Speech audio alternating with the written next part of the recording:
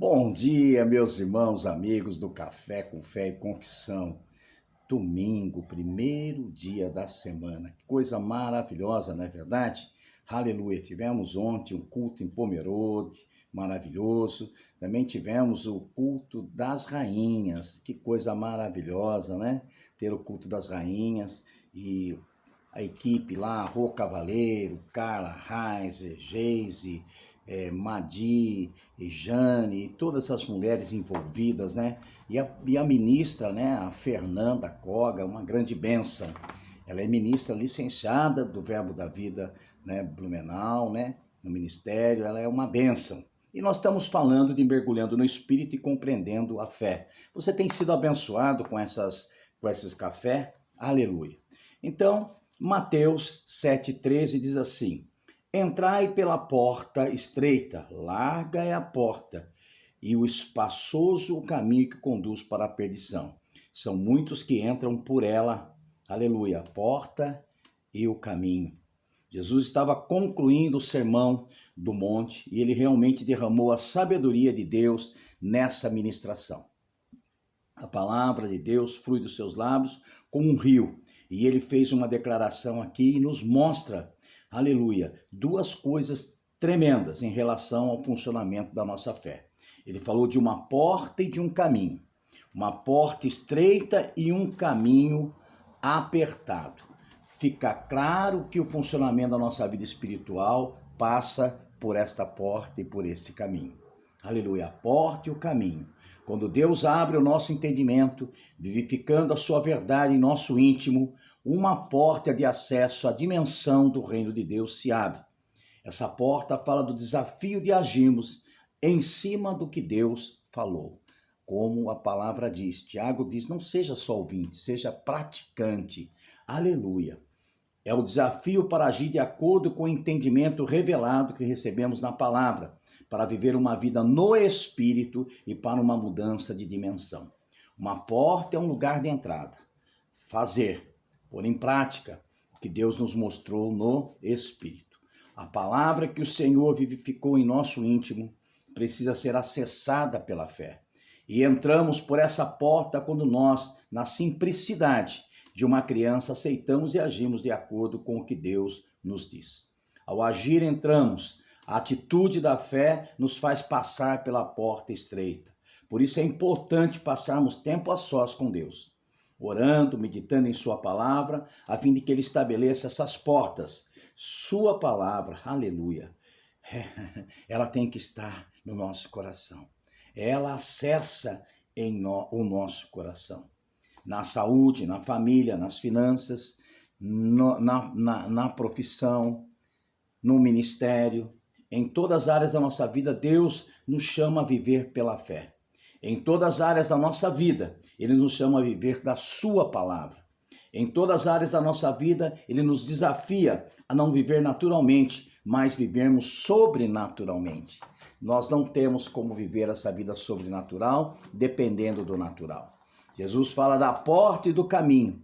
Enquanto a porta nos chama a agir em fé, para entrarmos por ela, o caminho apertado nos chama a perseverança que devemos ter na palavra. Não basta compreendermos a vida e agirmos em fé num momento. A fé precisa ser uma atitude, um caminho, ou seja, uma ação contínua dentro do que Deus nos falou. Ao agir em fé, adentramos nas regiões celestiais, onde só a verdade prevalece. É a verdade é a sua condição em Deus para vencer qualquer problema. A questão crucial não é permanecer na verdade, nós fazermos isso através da perseverança da nossa fé. 3 João, capítulo 4, diz assim: não tenho maior alegria do que esta de ouvir que meus filhos andam na verdade. A maior alegria do Senhor é nos ver andando em sua palavra, em sua verdade, desfrutando daquilo que a palavra tem, desfrutando daquilo que a palavra é. Aleluia! A verdade é que Jesus está manifesto dentro de nós, através da palavra viva, da palavra revelada.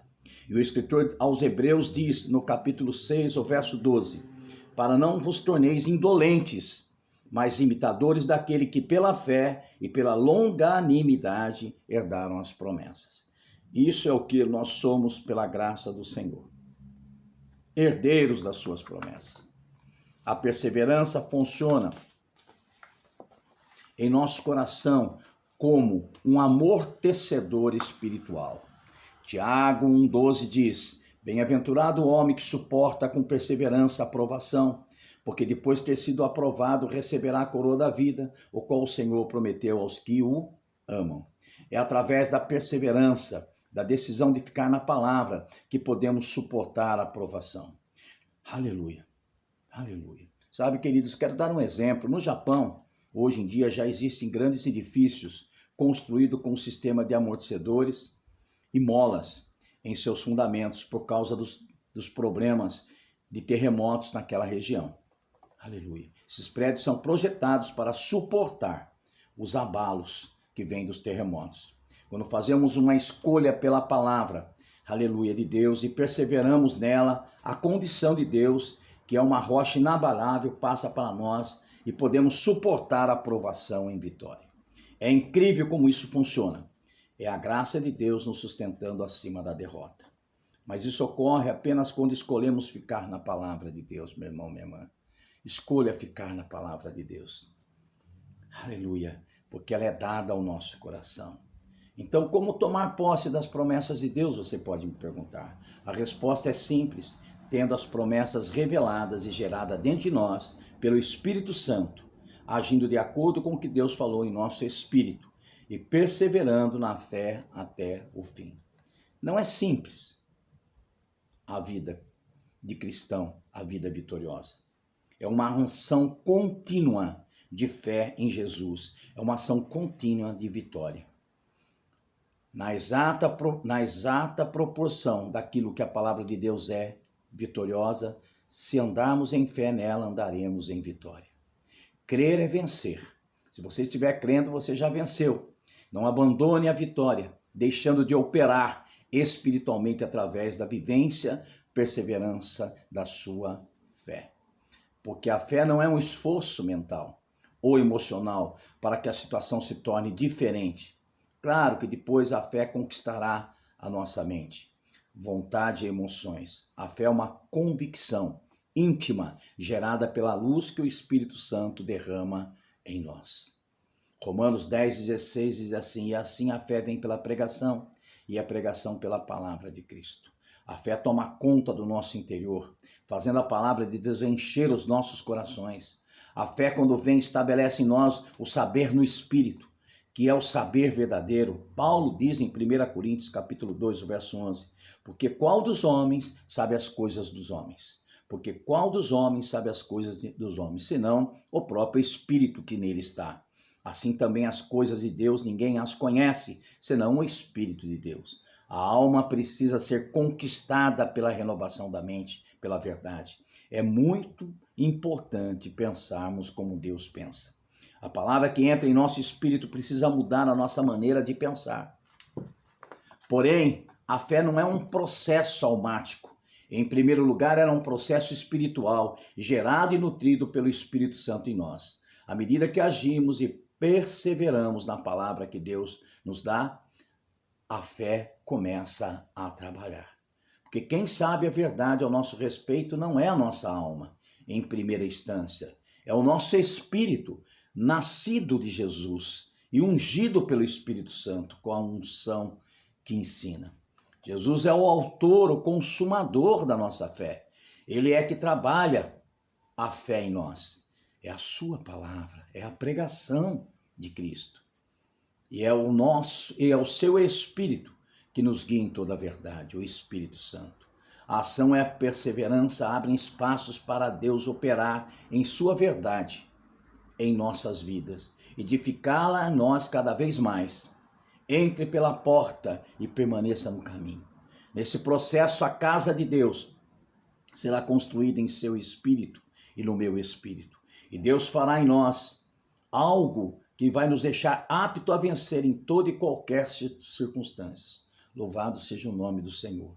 Perseverança é uma arma de Deus para corrigir as deficiências da nossa fé e nos estabelecer de uma forma inegociável dentro da verdade de Deus. Quanto mais tempo nós passamos a sós com Deus, orando em línguas, meditando na palavra, louvando e adorando a Deus, mais damos a Deus as condições para que Ele coloque em nosso íntimo as suas promessas. Que coisa maravilhosa, né, irmãos?